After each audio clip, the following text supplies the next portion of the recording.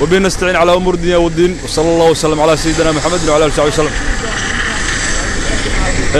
ساكيتو waxaan garoonka ku soo intirnay madaxweynaha dawladda Jubbaland Axmed Maxamed Islaan iyo wafdi ballaaran oo hogaaminayo ayuu ku sii socdo magaalada Cadaado dawlad goboleedka Galmudug halkaas oo isku arki doonaan madaxweynaha Galmudug oo inay ka soo warhal doonaan ayuu badan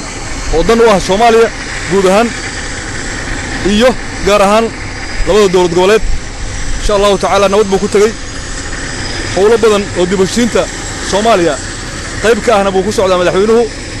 sidoo hore u ballan qaadana geed gaaban Jubbaland waxay u fuulaysaa dib u heshiinta guud iyo mid gaarka intaba insha Allah ta'ala nabad buu ku soo noqon doonaa haddii la yiraahdo halkaan aan ku sugantinay wuuna baxay adinkuna aad baan idin salaameynaa